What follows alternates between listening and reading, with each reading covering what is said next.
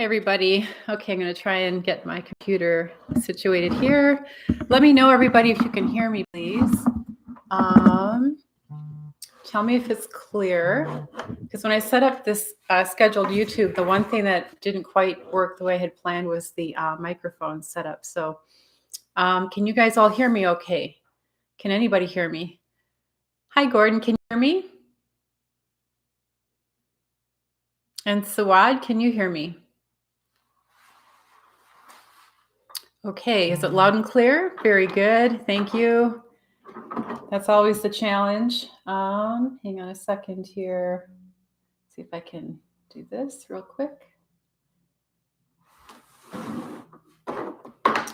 Okay, great. Hi, everybody. Great to see you. And I'm going to be getting started here in just about 5 minutes, but I wanted to say hello to you. Thanks, everybody. Hello to Flora and Arlene, Suhad, Gordon, Melis, Sira. Hi, Rob from Hamburg. Yeah, tell us where you're from. It's always fun to know like how widespread this call is. Hi, Betsy from Minnesota. I recognize your name. Great to see you guys here. Thank you so much for joining me. I'm really excited to talk to you about this challenge, this contest, because I was really so impressed by the questions, the challenges submitted, and because the questions and challenges were so good, I just had a hard time deciding. Very hard to pick the winners, like any contest. But hi, Carla. Hello, Jesse and 7 Journal MTGY, Teresa, Kathy Ferguson, B and Arlene. Hi, everybody. Okay, hi, Marie. Yay. Arachami, hello. Okay, I'm just waiting. I don't want to start before the actual call starts, but go ahead and, tell us where you're from. That's always very helpful. And going forward, I'll just tell you about like how this call is going to go. So, and I will review some of this when it's on the top of the hour. But basically, I got about 130 entries of questions. So that's a lot. And I went through them and I categorized them. And I'll tell you about those categories. I'm going to talk about who the winners are. I'm going to review the questions and the challenges. Some of the questions have already been answered in a previous call that I did recently on YouTube Live. I didn't know they were going to be a winner until I reviewed all the questions, and I'll tell you who those are. And then at the end of the call, what I'd like you to do, because you're here, and I want to tell you how much I appreciate you being here. And by the way, if you could hit the like button and be sure to comment below this video, I really appreciate it because it's one of those things that helps me with my YouTube channel. It helps me to grow it. It helps me to create more content for you because they promote me more, and it's an algorithm type thing. So if you can hit the like button, I appreciate that. Also comments, and of course, I hope you're all subscribed because that's a big deal. When you're subscribed and you hit that little notification bell, what that does for you is every time I post either a YouTube live or a scheduled live or post a new video to my channel, you will get an automatic email coming right to your email box telling you that there is a YouTube video there for you. So that's the advantage of subscribing for you.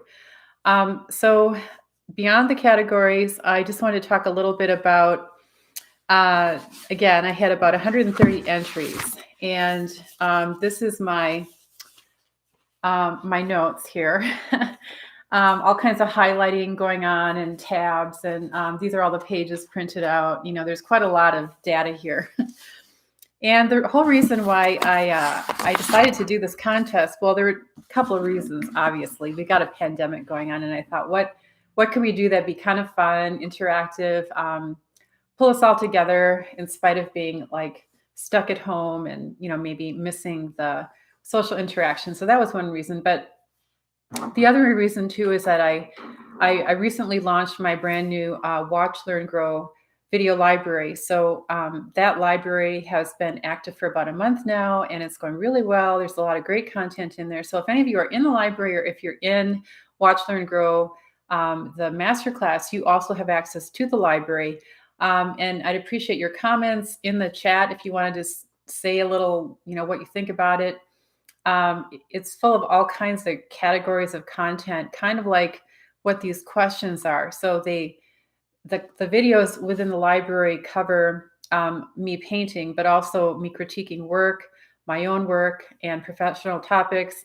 A lot of challenges, painting challenges, where you're given parameters and you need to follow those, and it kind of pushes you off in a new direction that you might have not have considered before. So my reason for doing the contest then, in addition to the pandemic, was to have a lot of questions and challenges submitted by all of you out there, because you guys are the ones who are asking for the content, and I want to provide answers and create paintings that respond to challenges that you submitted, because I figured that's what you're interested in. So it's fun for me. It's a win-win. So with that, I'm going to get started. Welcome everybody to this YouTube live, and it's Sunday, May 3rd, 2020. Thank you all for being here. I'm so excited that you're taking time out of your special day to be here with me. I love seeing you guys here. Please hit the like button again if you enjoy this type of content, if you want more YouTube lives, because this is a brand new format for me. It's a little bit nerve-wracking, a little bit scary. I hope you can hear me. If you can't hear me, then go ahead and post something. I will mention again that I'm going to announce the winners first. Toward the end of the call, you can ask questions, and if you ask a question, please put it all in like all caps, either the entire question or put like question in all caps so that I can find it fast. I don't want to waste your time.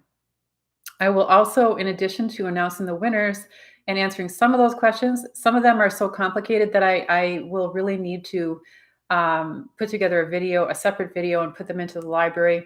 The majority of answers to the 130 submitted questions and challenges will be addressed and answered and responded to within my new Watch, Learn, Grow library. So if you haven't yet subscribed to that, please consider doing so. It really helps me to stay in business. It helps me to continue providing high quality content, but mostly focused on the library now, because the YouTube channel is, I really enjoy having all of you subscribe to me here. However, it takes a lot of time for me to create these videos, and therefore I need to have some ability to have another source of income that's not just free. So the trade-off is that you get a lot better content. So I hope you'll consider joining me in the library. Okay, so my criteria for choosing the winners for the library is that, first of all, it was a very difficult choice. I went over these questions again, like, 10 times, and reviewed them, and it was kind of a process of elimination. I wish I could have chosen more people, but in the end, you probably saw that the amount of prizes went up to 1,200 instead of just 1,000, because I just couldn't eliminate some of the challenges. They looked like too much fun. Okay, so my criteria for choosing the winners was that if it was a question that I either didn't know the answer to, had to look it up, or something that I really had to think about for a pretty long time, that was a very good candidate for becoming a winner in the contest. And also for the challenges there were a lot of them, and I had to think in terms of, I guess I wanted to be excited about the challenge. And so the challenges I chose were not only ones that I would be excited to respond to, and that I thought you might be excited to respond to, because they will be in the library. You can respond to them just like me. And I will be creating videos for each winning challenge. As I go through it, you can go through it with me. That's fun. I also felt like it needed to sort of help you understand a component of design and color, because that's what I'm all about. Everything I teach, those of you who are in my courses know that my focus in teaching is to help you get kind of the kind of material that I feel is probably the most important foundation you need in art. If you're going to create art, you want it to be the best art you can create. And that comes down to understanding the design elements and principles and color theory. If you don't know those things, you're going to struggle. And so my whole focus is to give you that information, which I spent 30 years learning and probably over $50,000 in my career, between college education, grad school, workshops, and all of those things. My goal is to give you this information. I'm an open book. I'm here to answer anything you have a question about. But it's to give you that information through my courses, through my membership groups, in any way that I can. There's a lot of information, and the number of questions that are submitted here in all of these pages here. And if you're coming in a little bit later, this is kind of like the whole stack of questions that I had, and I've kind of formatted them. So anyways, the categories then are broken down into personal voice. Some people had questions about that, or they relate to technical or technique. And there were a lot of submissions in that category, and that didn't surprise me. That's often what happens. And then process, people ask me questions about process. And then there were professional topics. And then there are questions related to powerful design and personal color, which is, again, a very important category to me. And then there were the challenges. And the challenges then are broken down into those very same categories. So let's get started with the winners, okay? So I tried to choose winners from each category. And the first question that I'd like to award a $50 cash prize to is Connie Rodriguez. And it has to do with personal voice. And her question is, hi, Pam, I think that I love jewel tones and very saturated color. I love line as well. I know I get too busy. I decided to challenge myself to paint with more desaturated colors and go to a quieter palette. I did this and I hated it. I hated them all. I wasn't happy at all. It wasn't my voice, and it created the opposite urge to go back to lots of color, lines, and very saturated color. I did a few of those, going crazy with lots of colors and lines, and now I'm wondering how that exercise, going to desaturated and quieter, may have helped me. It seems to me that it wasn't helpful. What do you think? So for those of you who are here, I'd love to hear from you what you think about that question. Connie, my answer to that is that what you did is exactly what I would encourage anybody to do. And this is something that we talk a lot about in all my interactions with students, whether it's in the courses or membership groups or whatever, because there's a huge, one of the biggest questions is, how do I find my personal voice? And if you were to not do what you just did, which is to go into an area that was not comfortable to you, then how would you know? So it's kind of like we all talk about maybe the grass is greener on the other side, or we live in one area and we think, wow, if I lived over there, it'd be so much better. Well, painting is the same way, and you need to ask yourself, maybe I would be happier over there. Now that might mean a different medium, it might mean a different genre, it might mean working off of photographs versus nothing. So, but if you don't ask yourself that question and you don't try it, how are you going to know? So what you've done is you love color and you love line, but you said to yourself, I'm going to try something that's not that, and I'm going to see how it feels. You're basically going into a dressing room and trying on something that you saw on the rack in the store that looked kind of interesting. You thought, maybe this is for me. You tried it on and you decided that, gosh, I really don't like this. I'm taking it out, I'm putting it back in the rack, and I'm not going to buy it.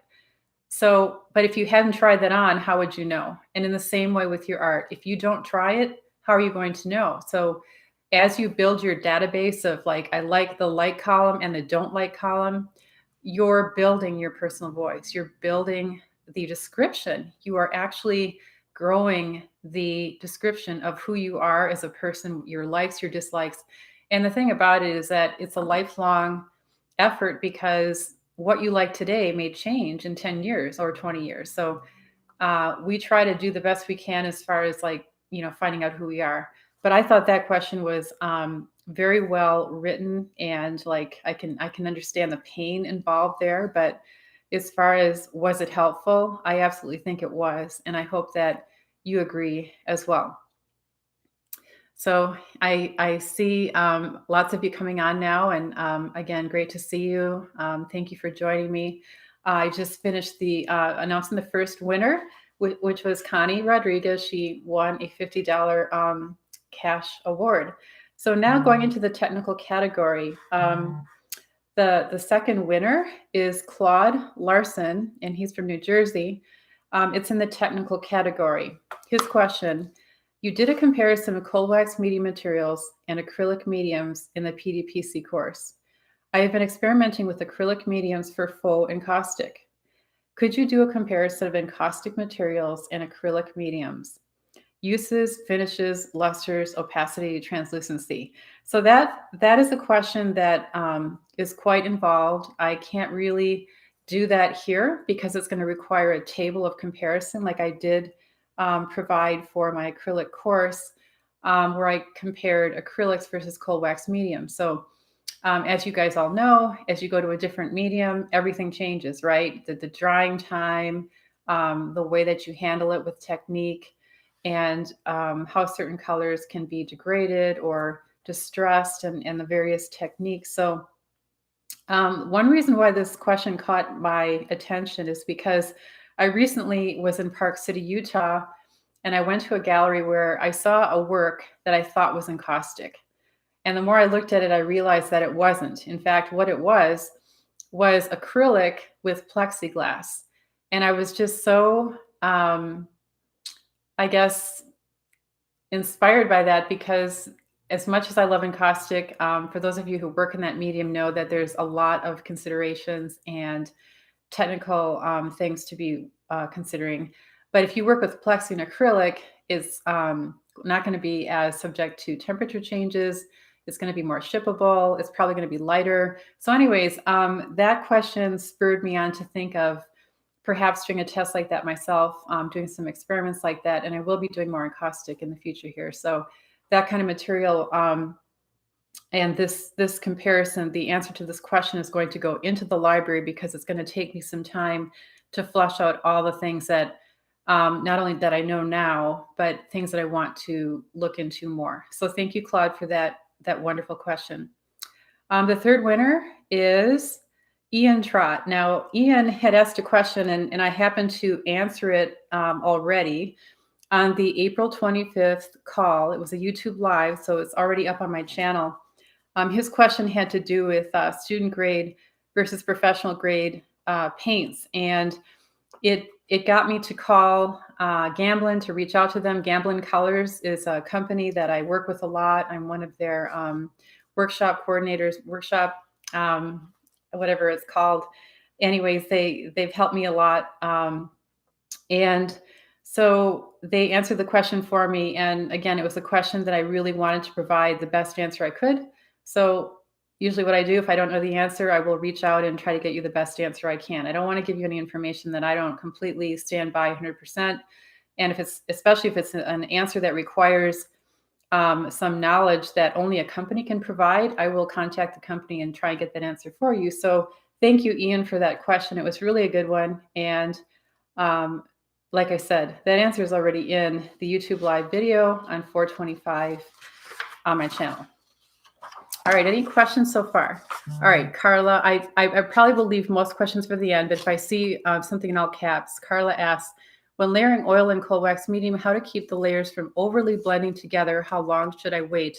If it's a matter of letting the wet layer first sit. Yeah, that's actually a great question. And I think I got that emailed to me this morning by somebody.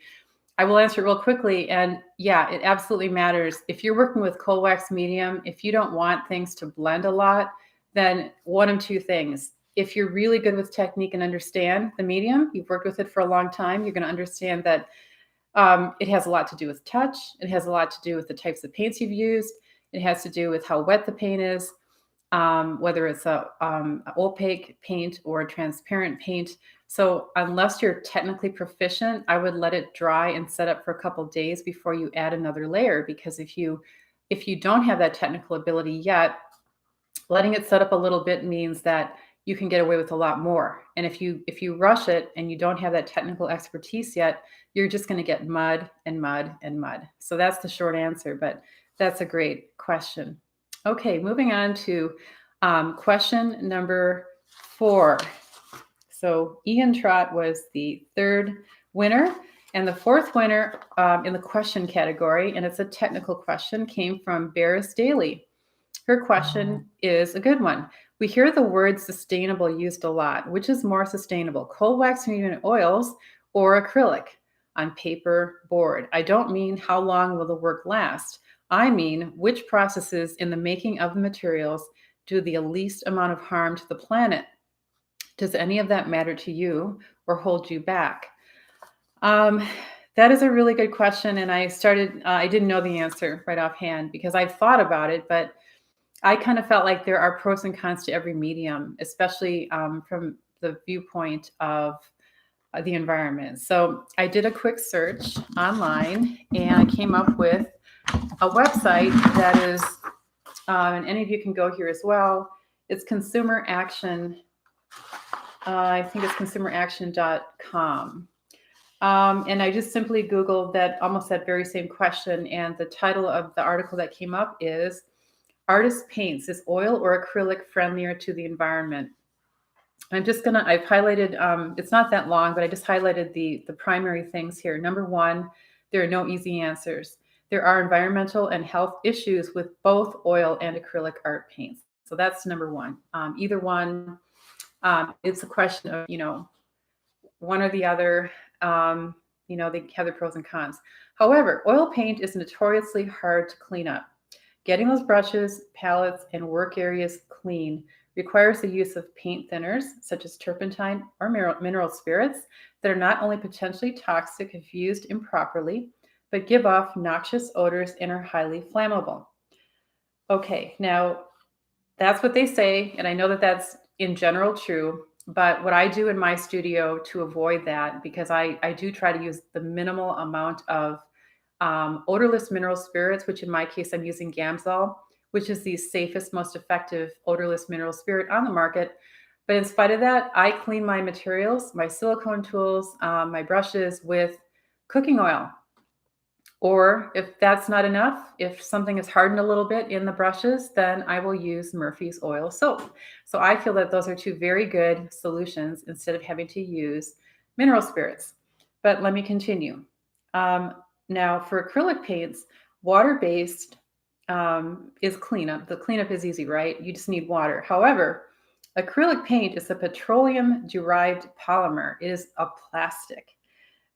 So what you're doing when you clean out your brushes in the sink is you're putting plastic down the drain. So the first thing is you should have you should not do that. First of all, it's going to eventually clog your drain. So you want to have some kind of a trap in there, or clean it in a bucket of water, throw the bucket, in over some rocks or something like that. And just buying the acrylics is going to obviously contribute to our reliance on petroleum. So what is a green painter supposed to do? Well, okay, here are some solutions. There's water mixable oil paints that, according to manufacturers like Grumbacher, appear and behave in the same manner as traditional oil paints. Now, if any of you out there have used water soluble oils, I've tried them quite a while ago. I didn't think that they were quite, I don't think they're the same, but if you're mostly concerned about the environment, yeah, that's definitely a good option. Now, water mixable oils are ideal for those sensitive to chemical fumes. Art supply chain Utrecht sells a wide variety of water mixable oil paints online and at its retail locations across the US. Now, if you must use traditional oil paints, this particular article says you can go with a brand that pays attention to the environmental impact of its products and operations. And they actually recommend Oregon-based Gamblin Artist Colors. Very happy to see that. They only use high-quality raw materials in its paints. They avoid preservatives that degrade the quality and release chemicals. And then lastly, another way to go would be truly all natural.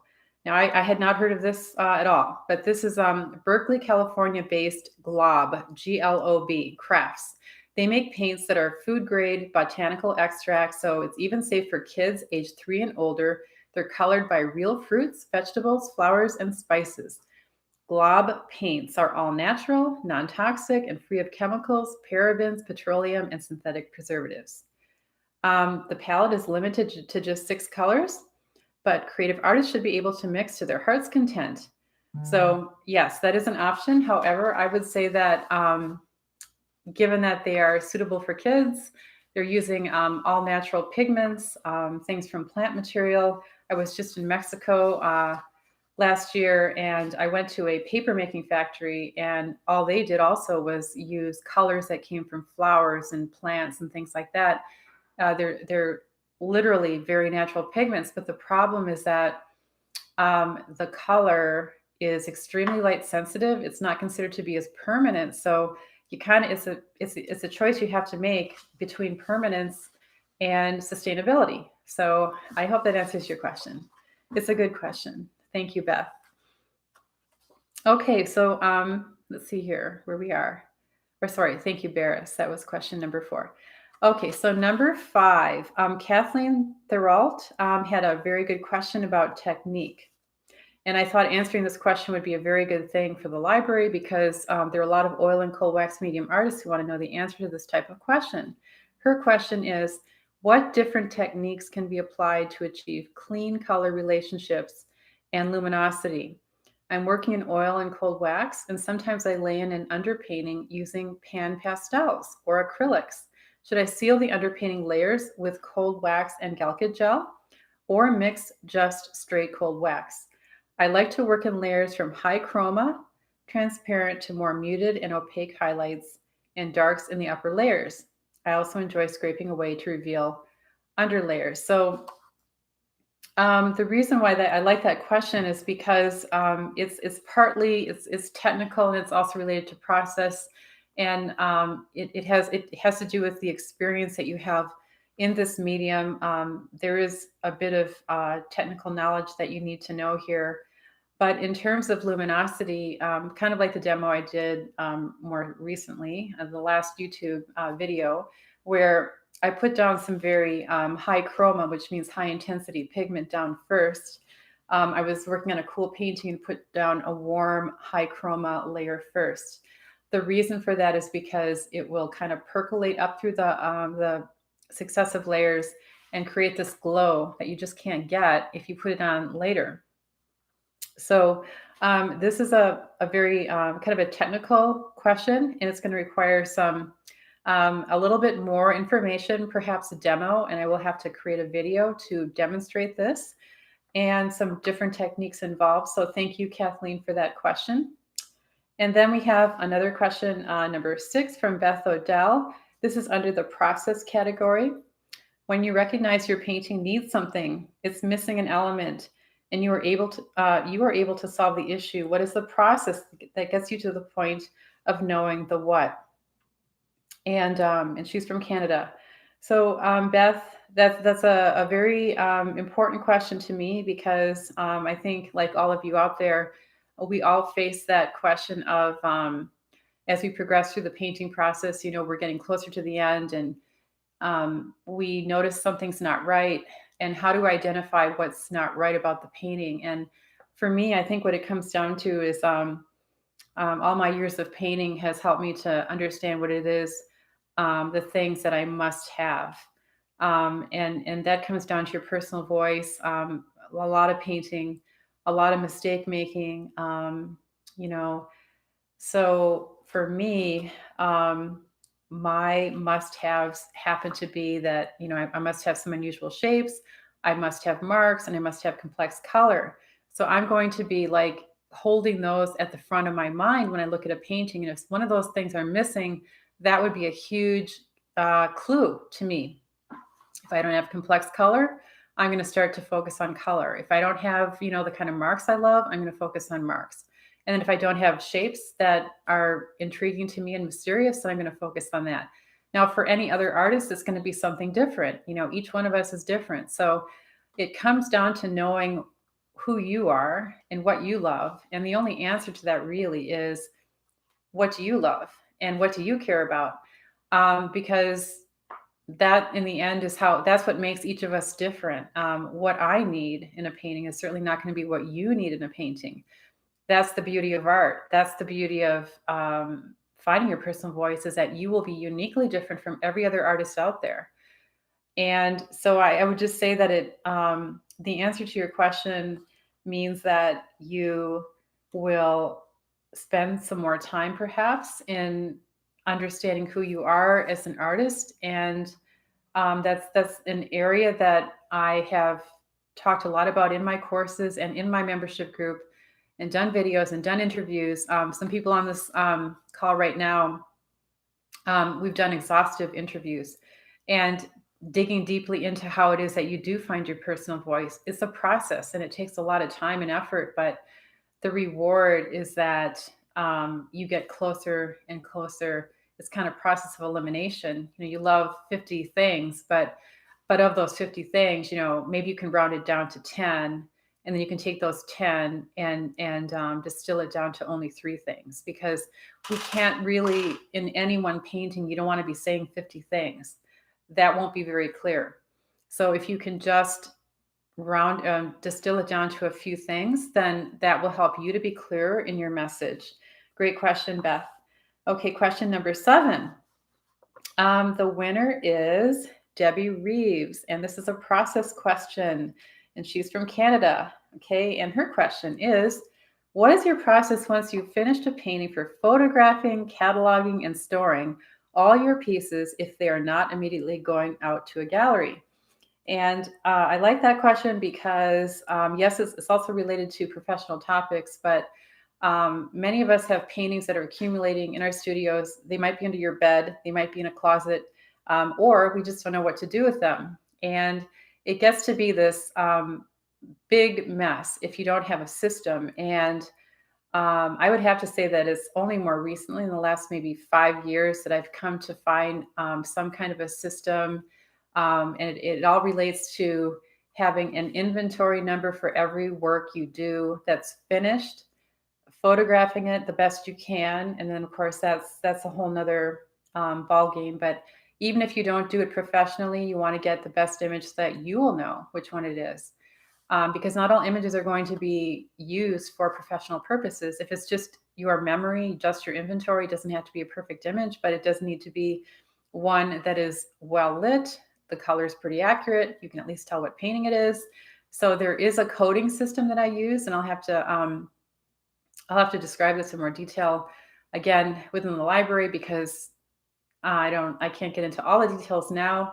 But and there are also websites that you subscribe to that allow you to keep your inventory at their website, so you're not filling up your external hard drive with all these images. Images take up a lot of space on your external hard drive, and if they're high resolution, they take up even more space. So again, that is a great question, and it's going to require some thought on my part to answer it. But that's the short answer. So thank you, Debbie. All right, question number 8, Helene Steele. She's from South Africa, and this is a very intriguing question. I really had to think about this one. She writes, I have so many old and or unfinished oil and acrylic paintings and cannot wait to reuse the canvases or boards with cold wax and oil. Please give us tips on the best way to approach this huge task. These canvases have different sizes, topics, and colors. How could we create a common feel even though they are so different? She's asking about, how many of you out there might have 10, 20, 30, 50 canvases or boards that are unfinished? You'd like to get back to them, but you don't. It's overwhelming to think of all the different things you've got on, because you might have collected these over 20 years and you don't want to waste them. You don't want to throw them away. So I thought about this, how I would attack this. And Helene, what I have done in the past is, there are 2 ways that I would go about this. I would look at them all, like put them all out in your studio, have them all standing up and look at them together. And then it is somewhat important what colors you've used in the panels. It's not as important about the genre. So if you had done a realistic painting and then you went to semi-representational, then you went to abstract, and then you went to non-objective, if you're trying to say use 4 of those panels with 4 different genres and you want to make them into a cohesive series, look at the color instead. And one might have 10 colors, one might have 5, one might have 3, and then one might have 25 colors. But if you can determine that there are, say, 3 colors that are common of each palette and each painting, then I would say take those 4 paintings and choose that palette of the crossover colors where they cross over. Like it might be that each one had a bit of yellow, each one had a bit of blue, and each one had a bit of red, something like that, or any other combination of colors. And then just choose that limited palette to work on that set of paintings and determine your theme. Maybe it's just that you're going to work with a non-objective approach, or maybe it's semi-representational. Maybe you work from a photograph, but at least you're going to have that color palette in common.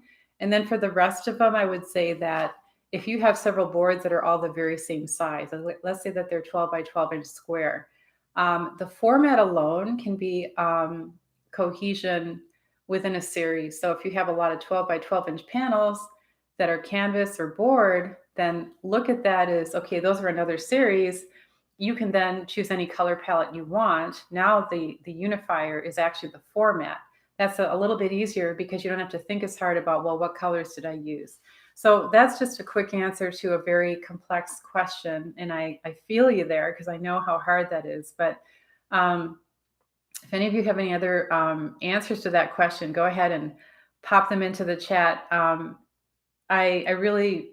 know exactly how you feel, but you definitely would like to use those materials up again and not waste them and not throw them away. So I hope that answers your question somewhat. Some of these really kind of stumped me. They weren't easy to answer. Okay, moving right along to, we go under, let's see here. Okay, question number 9.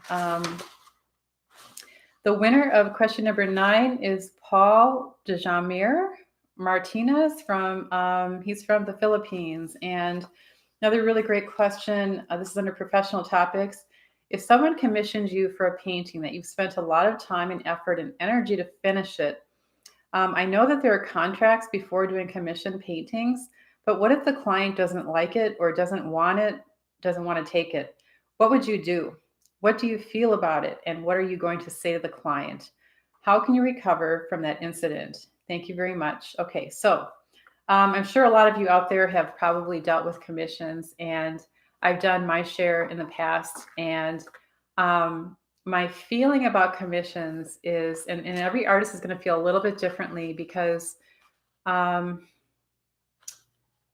know that we do them because we need the income. And that's going to be something that's very important. It's also an honor to be asked to do a commission. So I would do a commission now if, yes, I probably would have some type of agreement, whether it's on paper. Yeah, not a bad idea. But I would have a very loose contract with the person. And here's why. And everyone is going to be different with their feelings about this. But my feeling is that if I can do commission work, somebody says, these are the colors I like, and they already know my work. They know I'm not objective. They're not going to say, this is how I work, but I want you to do some cows in a pasture. And I have been asked that. And I actually said yes. And then I said no. And they were good friends of ours too. And I felt really badly because I was like, yeah, sure, I can do some cows for you. And then this is where I'm at. And I'm like, I could do it, but I don't really want to do it. So number one, they have to understand that you could show them, like 10 of your paintings of where you are now. That's the kind of work you do. And if they want you to commission you into doing something, they need to understand that number one, it will be in the style of those paintings that where your head is at right now. They can't expect you to go back in time and, or they can ask you, but the question is, do you want to do that? And how painful will that be for you?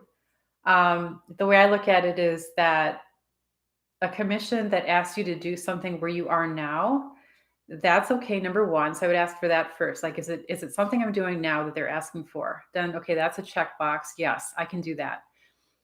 Can you do it in these colors? Well, sure. I mean, there's no color that I wouldn't try. I don't care what it is. I would look at it as a challenge. But the last thing is that, of course, if I put in the time, I would want them to fulfill their, they wanted it, they're going to buy it. However, for me, if they hated it, I wouldn't want them to have it.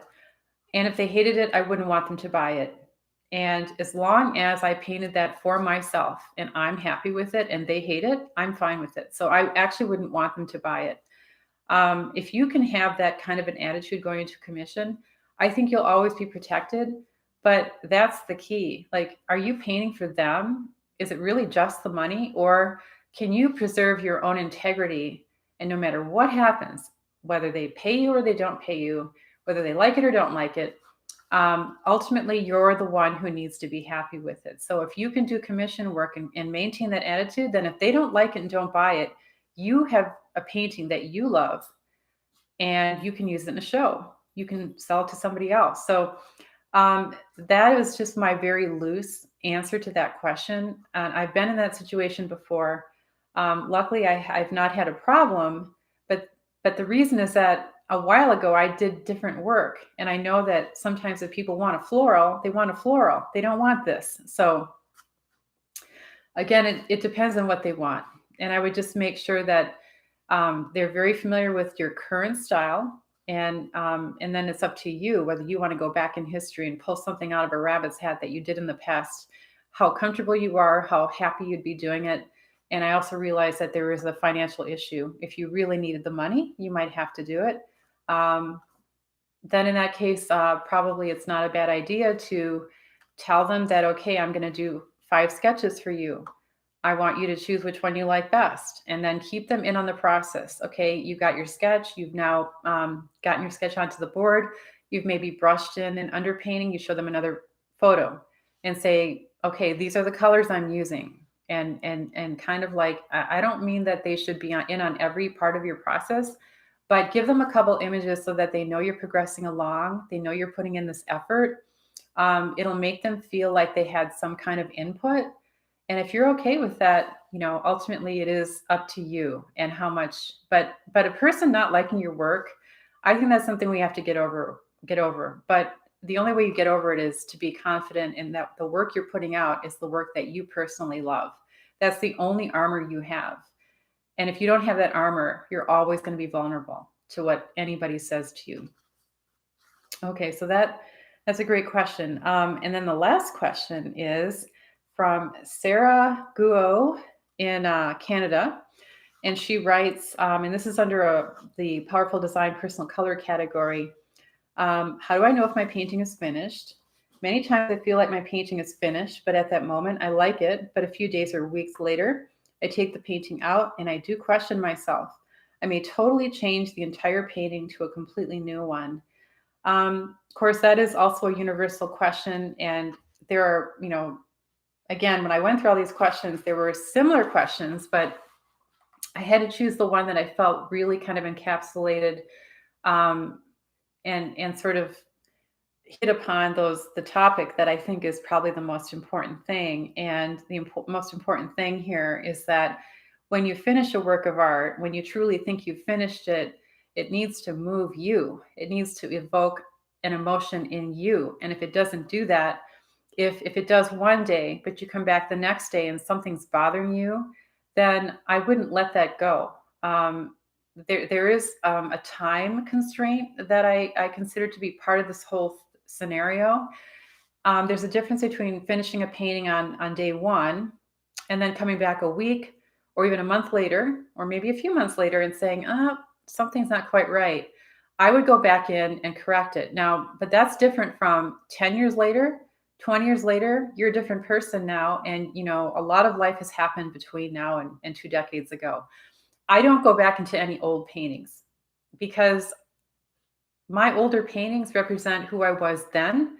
That's not who I am now. But the bigger question is when we finish a work now, those little things that nudge us and say, I'm not happy.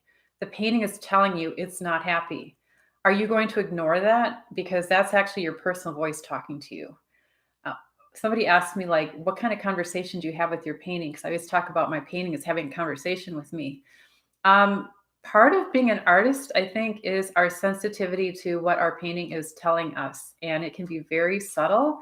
It's almost like a whisper, but that whisper is so loud that you can't even be happy with your painting until you fix it. So I would just say to Sarah that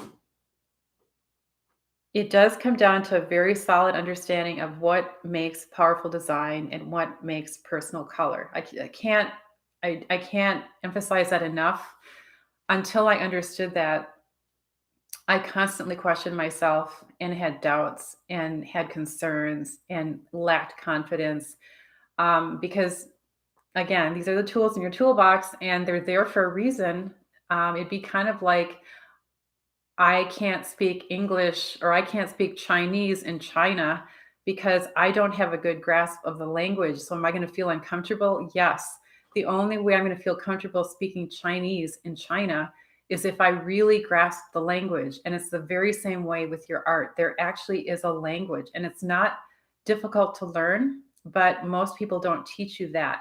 And if you're not taught that, then you lack the proper ability to build a story with your art, and your art is a story. It's a story about you.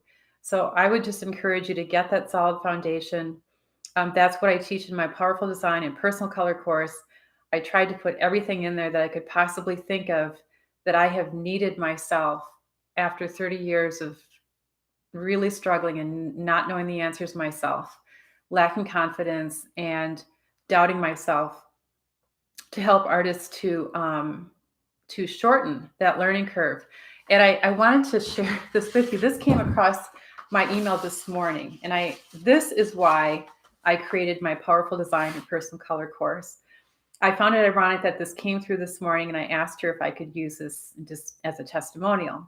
This is from Diana Spencer.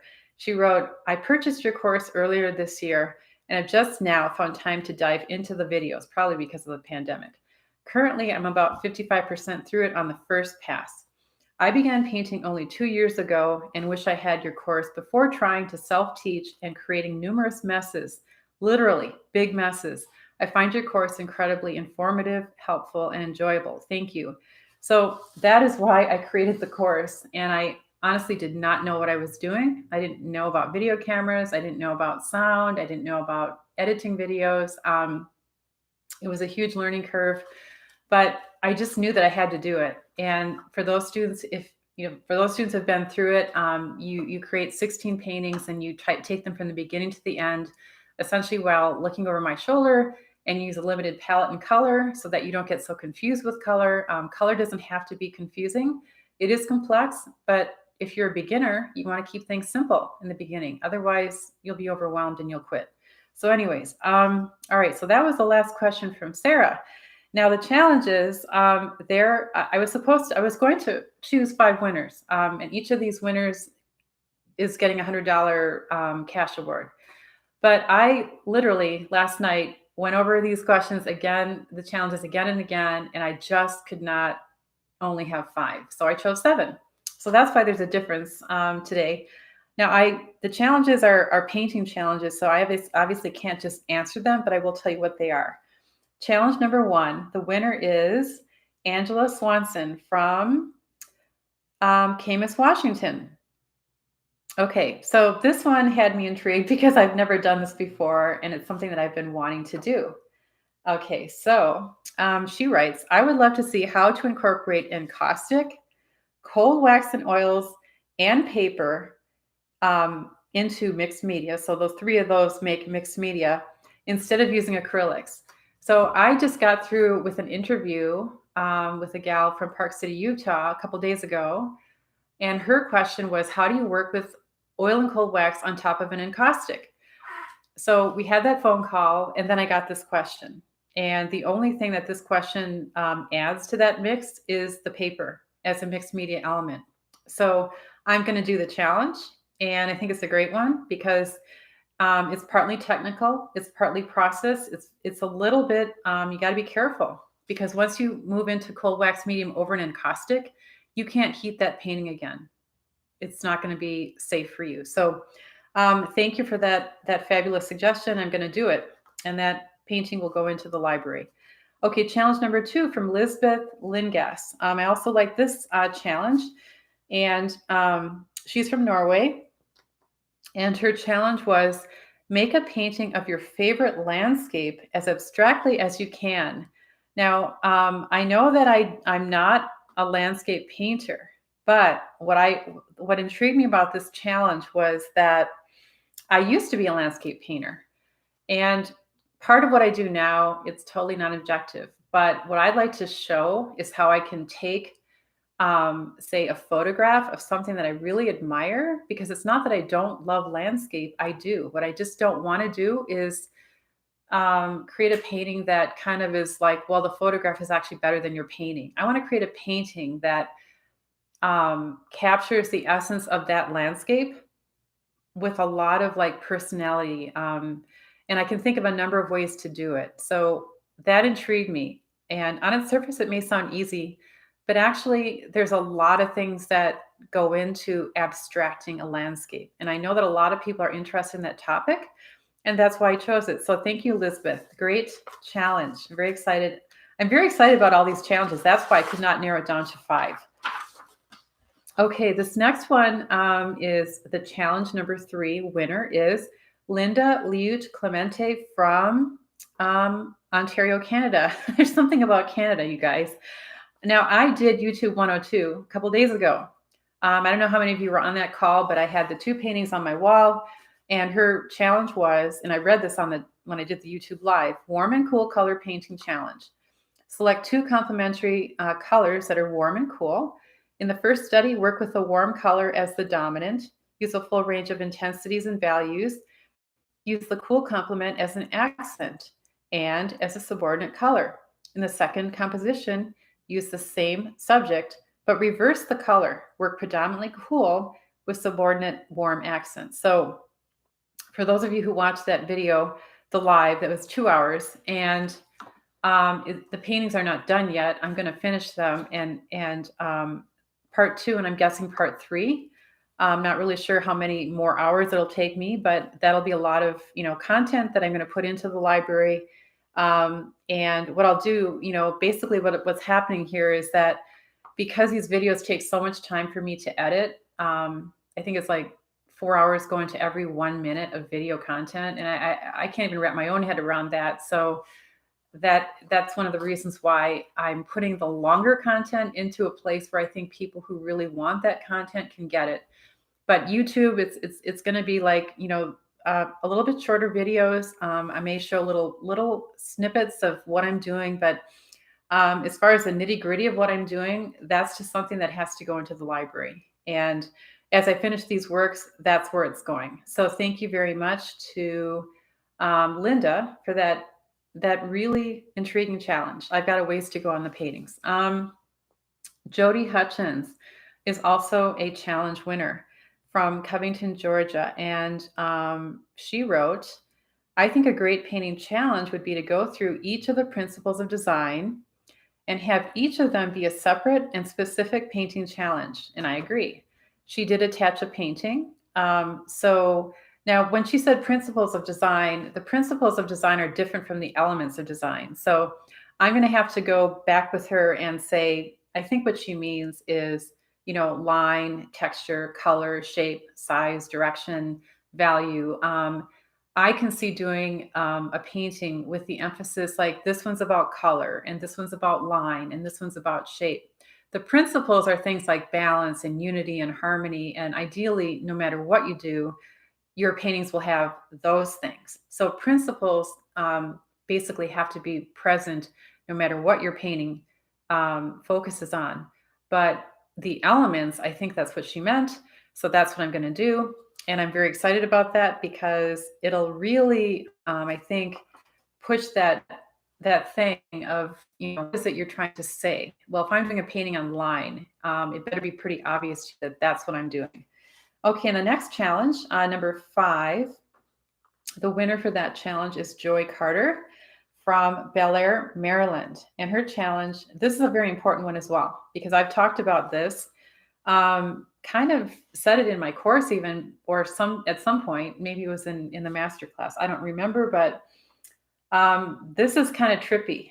All right, so here's the challenge. Look at nature.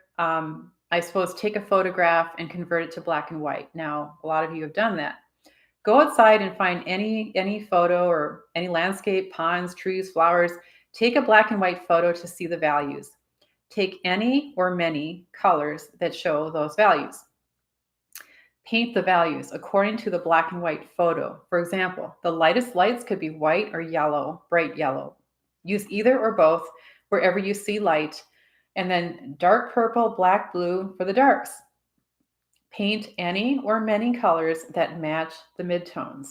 The final painting will be abstract due to many or unusual colors, but when a black and white photo is taken of it, it will match the original black and white photo. So to me, whether that's something from nature, which it could be, but because I'm much more like inspired by shapes that aren't always necessarily from nature. It doesn't mean I won't do that, but I will probably try to photograph something that, when you're looking at a stream, for example, and you're looking at the water flowing, you can take a photo and it may not look like anything really realistic, especially when you convert it to black and white and then you convert it into a painting that isn't concerned about like what it's not a certain color scheme. You're just trying to get the values right. So this actually is a design challenge, and that's why I chose it, because it's important to understand that it's not about color, it's about value, and that's what this challenge is about. And it's what I stress all the time, and it's what I do when I paint. If I know I need a dark, I have a limited palette, and it can be any dark. It doesn't matter what dark it is, it just needs to be dark. That's exactly what she's saying. So that's why I like it. And I think that we need more challenges like this, all of us. So as I work on the challenge, I hope that you guys will join me in that challenge. So thank you very much to Joy. Okay, getting down to the bottom here. We only have 2 challenges left. The challenge number 6 winner is Tiffany Gregory. And I thought this was kind of intriguing here. I'm going to read you her challenge. Random limited palette challenge. Take several jars, one for color, one for size, one for substrate, one for materials, and one for tools. Take squares of paper to write on for the color jar. Write a color on each square of paper. For example, cobalt blue, Hansa yellow. Fold the paper, put the colors into the color jar. Repeat for the other jars. For example, for the substrate, you could add canvas, board, paper, collage. And then for tools, you could use brushes, sticks, squeegee tools, etc., palette knives. For materials, you could have paints, collage, inks, acrylics, watercolor. And then for the live challenge, so if I do a live YouTube or if I do a challenge, say in the library, you pick one or more pieces of paper from each jar and work with those limitations. So what I liked about that is that I think all of us can do that at home. And one person happened to ask about, like, what do I do? And I just don't have any ideas. I'm kind of down and depressed. I mean, this pandemic has really gotten us a lot down. And so I thought of it as, well, this is a great way for us to go into your studio. If you have those jars lined up and you pick a little piece out of each jar, you now have described everything that you're going to use, the colors, the tools, the substrate, and you're just going to do it. And there's something really important about just doing something, especially when you're not feeling like doing it. And once you get going, though, it's like taking that first step. All of a sudden, things get a lot easier. So congratulations to Tiffany on that one. And then our last one, this is intriguing, from the challenge winner is Patricia Carbonneau, who I actually happened to speak with this morning. I didn't tell her she was a winner, though. Her challenge is to make your own brushes with things found in nature and then use them to make marks. Now, some of you know that I was supposed to do 3 workshops in New Zealand, and one was supposed to be with Lorna Crane. And she is a champion brush maker. And I was thinking that I may pull her in for that challenge, and perhaps, she and I can do this challenge, and we'll record it, and we'll show each other the brushes we come up with and the marks that those brushes make. Okay, that's a lot of stuff. Now, if you guys have any questions, in all caps, and I can scroll up here and see if any of you, if I've missed any, and I'm sure I have, but if any of you have any questions at this point, type like the word question in all caps, so I know it's a question you're asking me, or I will scroll up here and see if I have missed any. Okay, and thanks everybody for being with me. Again, please hit the like button and subscribe to my channel. This will keep me going on my channel. It's really, really important. Let's see if I missed any. I don't see any. Okay, Encaustic's question above, Michelle Carter. Do you still dabble in encaustics, and will you be adding video tutorials? Yes, for encaustics. In fact, I'm probably going to work on a whole course for that. The one thing that so I was working toward the solo show that's supposed to happen in June. A lot of you know that, but it got postponed for another year, which is fine with me actually because I'm ready for the show. But now that I have another year, I was going to spend like the last bit of time on the encaustic portion, which almost always seems to come last, probably because it's very. I have to change everything around in my studio to do it. I've got to turn my vents on. So I thought while I'm doing that, and plus this challenge that incorporates encaustic, cold wax medium, and paper, yeah, I'm excited because the one thing I haven't done yet that I've been wanting to do is combine and show how you can take an encaustic painting and work with cold wax medium on top of it. That's intriguing to me. I haven't done it yet. You can take R&F pigment sticks. I have done that, but I mean, I'm talking about brayers on top of encaustic and perhaps gouging the surface and rubbing the cold wax medium into the little nooks and crannies. So great question, Michelle. Yes, I hope that I will do that and hopefully have a new course. Okay, so Rob, let's see. Okay, thank you. Sandy Morris had a question. How do you display frame your 12 by 12 inch boards for sale? Okay, yeah, thank you, Rob, for bringing attention to that. Let me just go grab something real quick. Right back.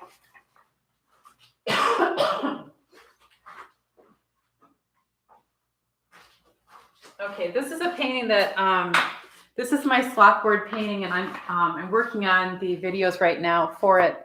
It's actually not completely dry, but this is one. It's a 12 by 12 inch panel, and here's the back side. It's an ampersand panel. You can see the logo on the back, which just means one of my favorite surfaces to work on. It's oil and cold wax medium, and this particular board, if I pop it out, you'll see, okay, it's not glued in yet because the painting is still drying and everything, but here's my frame, and it has a little bit of a recess to the top. So in other words, I had these made locally by a cabinet maker. And this little depression here is about 1/4 of an inch, so that if my panel is 1/4 of an inch thick, which is what the ampersand panel, this particular one that I have here, you can see it's like 1/4 inch thick. So when I set it into this top edge here, I put a few dabs of glue, like in the corner, one in the middle, one down here. I set the panel in here, and then I weight it down overnight. And then I will finish off the sides, usually in a very easy way. I just use cold wax medium, let it dry, and then I buff it, and I'll do that twice. And I will do that to the top and the sides. So that's my method for a very easy method for framing both a 1/4 inch panel as well as an 1/8 inch panel.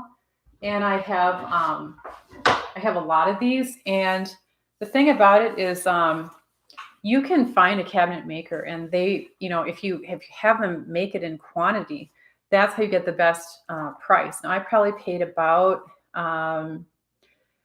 I think it was maybe even in the 20s. I got it down to like $28 each, but I did order like 50 at a time. So I have a lot.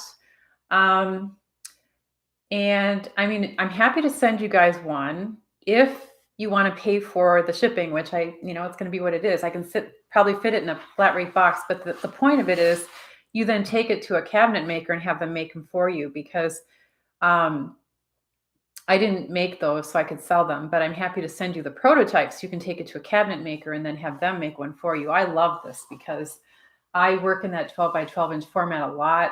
It's a good size to sell. It's a good size to show. You can work in a series. You could do like 12 of those and put them all in a grid.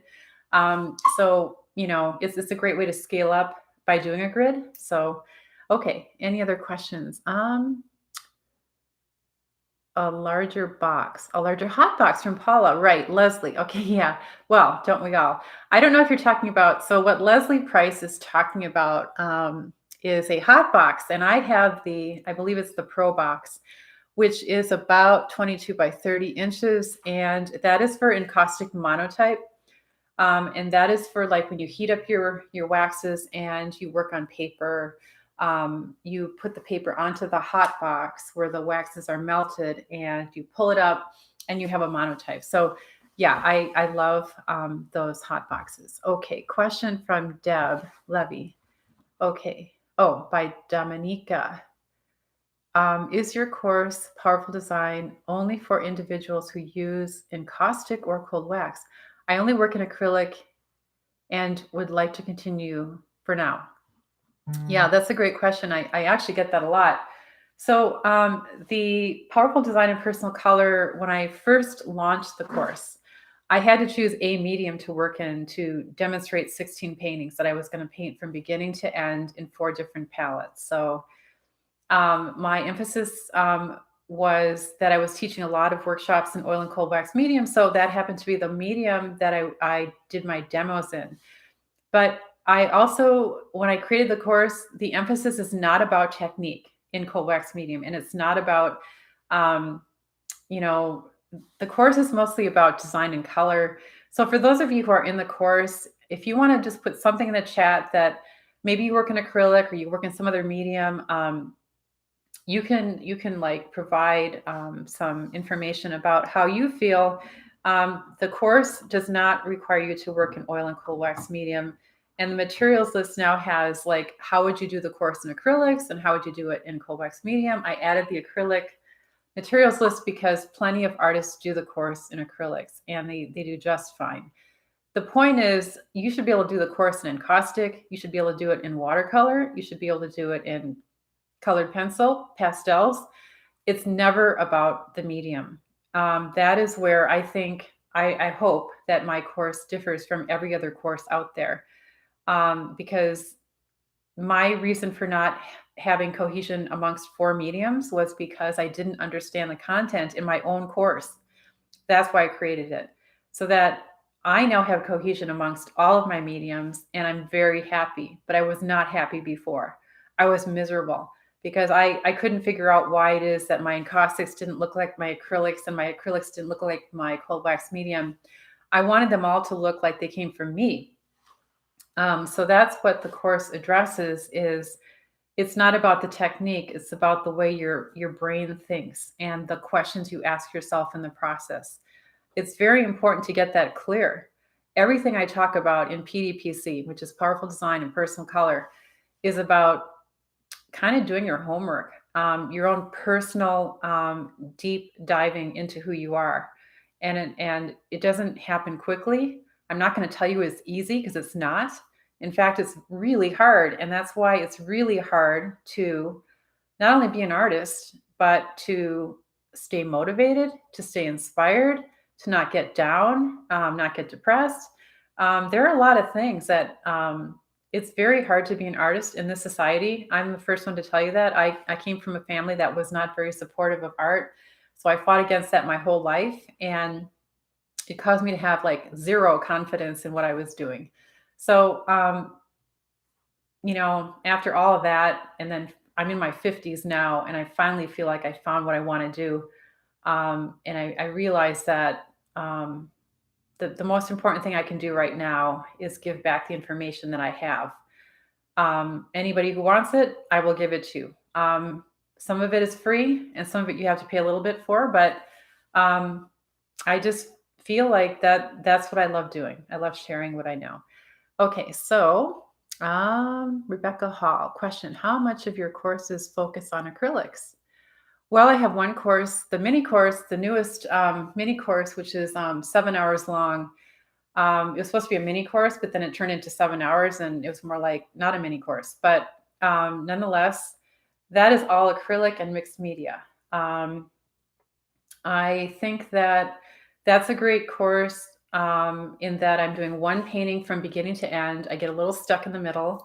I show you what I do to get unstuck, and then I show you how I finish it, complete with putting it in a frame, finishing the frame, and then making the acrylic look a bit like an encaustic finish, which is a four-step process. So that's why I've not shown it on YouTube, because it's a little bit complex. And again, a lot of the nuances and complexities are not like, YouTube is not the platform for that. Um, I was actually thinking about that. Like, I think about it a lot, but the content that I try to keep in my courses and in my membership groups is it's kind of like when you're ready to take that next step, and it's kind of like a mark of being really serious, I guess. It's the same thing that happens when you decide to go to college. It's because you want to excel at something, and not just, you don't expect to go to college and get your college education for free. And YouTube versus the things that I have at artandsuccess.com separates one from the other. If you only want YouTube for free, that's fine. Um, but that's actually not, I'm trying to find those people who want more. I'm happy to give you anything, but um, part of it is that I need to know you're committed. I can't help you if you're not committed. I can't help any artist if they don't want to change themselves. And YouTube is something that actually happened to me by accident. I just started to share stuff, and people, they like it. But, a lot of people on my channel are not even subscribed to me. So I can't be expected to spend all of my time showing you guys stuff for free. Nobody's going to do that. And I shouldn't be expected to do that. And I'm not doing that. So although I'm happy to share some things on YouTube, I just don't have the bandwidth to give you all the information that I've acquired in 30 years on YouTube. It's not going to happen. So all I can say is, yeah, if you guys want the best education, I can give you almost the education that you would get in undergrad, as well as I've been through grad school. I know what it takes to make a thesis. I think no matter what it is your goal, I probably can at least help you in some way. Okay, any other questions here? Okay, Rebecca again. Can you suggest acrylic brands more affordable than Golden's? Yeah, so Golden is going to have their professional grade, and then there are also other grades of paint. I would say Nova Color. I would check out Nova Color, Rebecca. That's what I use in addition to Golden, which is Golden has their fluid, they have their heavy body, and then they have their regular. And Nova Color is just one kind of consistency, but if you can buy just a few colors, and here's the thing, like with acrylic, you don't need to have 25 colors. You can get by with like 3 colors. I would buy them in large quantities from Nova Color. That website is in my resource section at my website. I get them in like gallon containers, and that's the cheapest way. It's the most economical way. And then, the way to work with fewer colors is to really understand color theory and mixing. The more you understand about color, the less colors you need. The less you understand about color, the more colors you think you need. That's why most of us have 100 million colors in our studio and have not even tried them out yet, including me. But I'm on a mission to go through all my colors and truly understand them. That's kind of my focus for the next year. Okay, so Michelle, question. Do you have information regarding funding for those of us who wish to pick up art professionally? Funding? Well, Michelle, it does kind of depend on, like, if you're talking residencies, which are great for artists. I think it's resi.org. I'd have to look it up. I think I could find it for you, but it depends. When I went to grad school, I did get scholarships, but they weren't a whole lot. They were like $1,000 and if you're out of state going back to school, you're going to pay. In fact, I went in state as a grad student, and I was like, I couldn't believe how expensive it was. So to go out of state, I was like, wow, that's a major commitment. I think there are grants and there are awards. You have to apply for them. There's the Guggenheim program. There's the Pollock Foundation. of course, highly competitive. I'm thinking of doing my own scholarship program, giving artists some funding for to put toward education, but that's further down the line for me. Part of the reason why I'm trying to build art and success. One of the reasons I do these contests is to give you guys some money back so you can do something with it that for your art. But I would just do a search, Michelle, because I think that that's really the best thing. There are some things out there, but there's not a whole lot because um, let's face it, they're cutting art out of the public school system. So, okay, so Marit, some are asking if the video is available later. Also, yes, this video is going to be up available. I think these Q&As, they're long. This one's already going over an hour, and yes, it will be available later. And okay. Sue, in the course, you have a lesson on adhering paintings on arches, oil paper on wood panels. Can you do the same thing on Gator board? Yeah, Sue, I know Gator board has like a sort of a foam core center, and I think that it has arches on either side. Is that right? It's kind of like you can get it a ½ inch thick. It doesn't bend.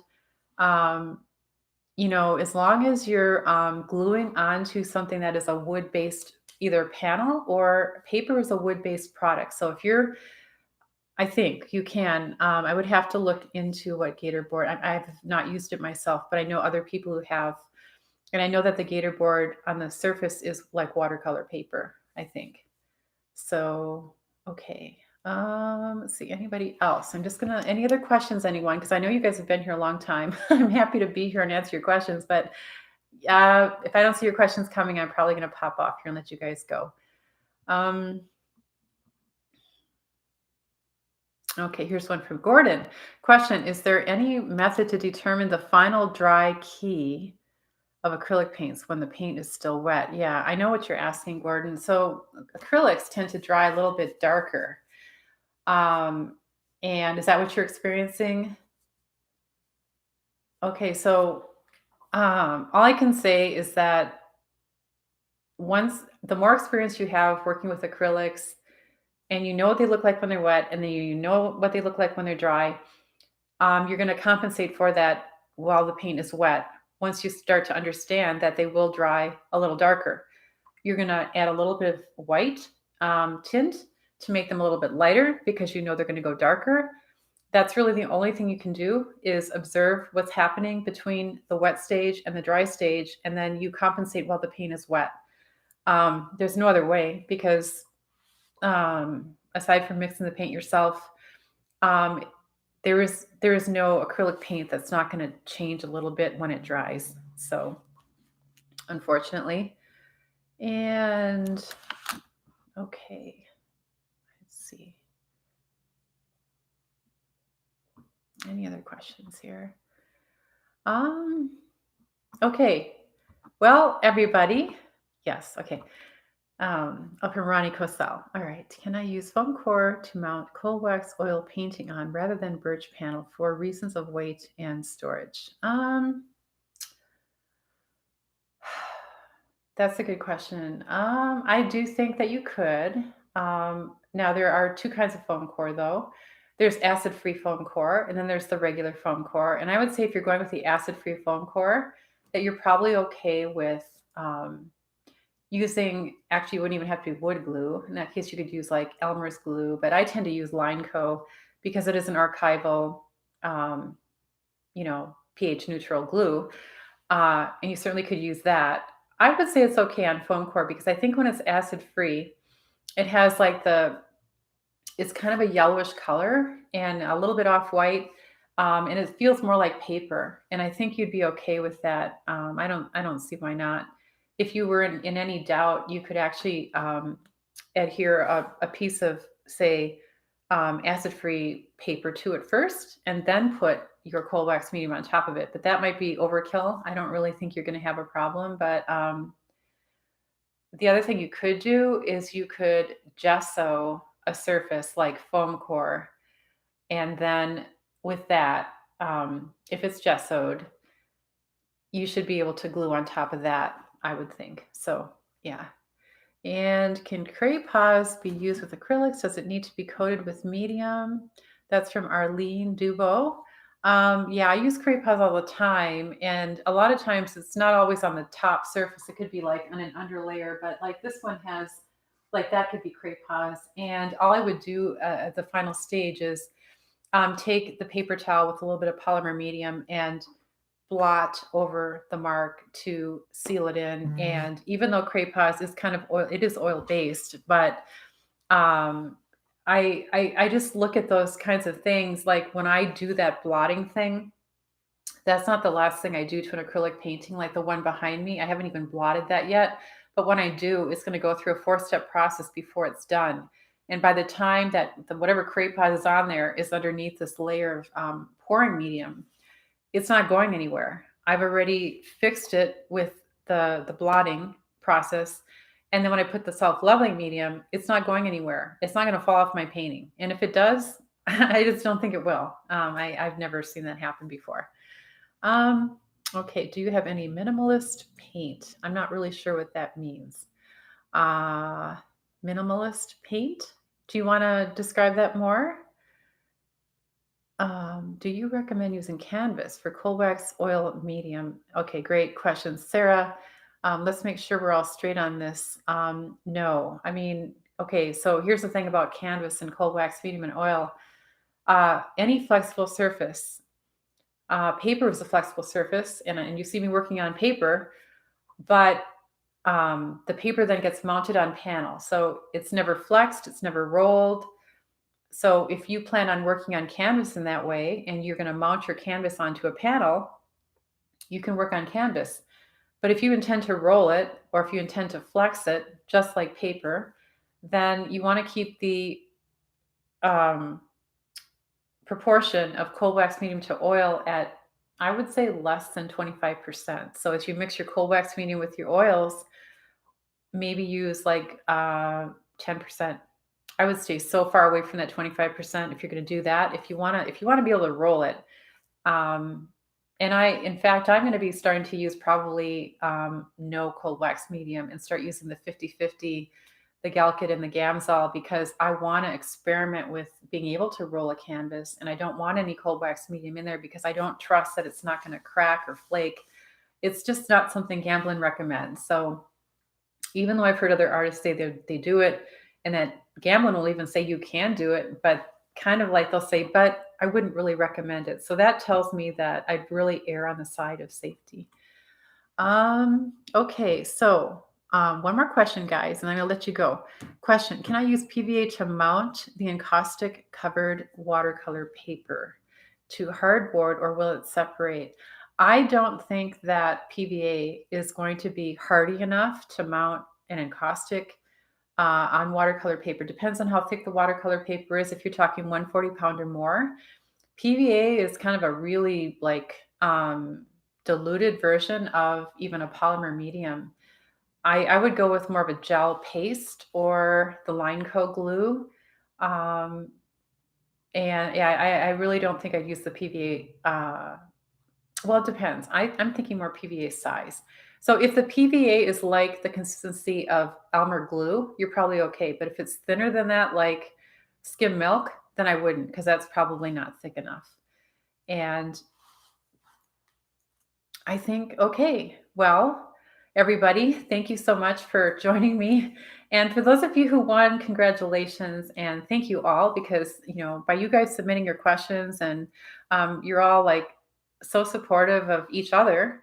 And I really appreciate your participation. I wish I could have given more awards, but there will be future contests. And I so appreciate your participation. For those of you who did win, I will be reaching out to you and finding out whether you'd like your cash prize either through PayPal or through the mail. I have your addresses. I don't have everybody's email. So if you were a winner and you were on this live YouTube, I would like you to either reach out to me as I reach out to you, because we need to connect before I can get you the cash prize. Okay. So everybody, thank you so much. And again, I so appreciate this audience. It's really great. And I'm here to help in any way I can. Hope that you'll have a wonderful day. and a wonderful weekend, and keep painting and stay safe. Thanks, everybody. Bye now.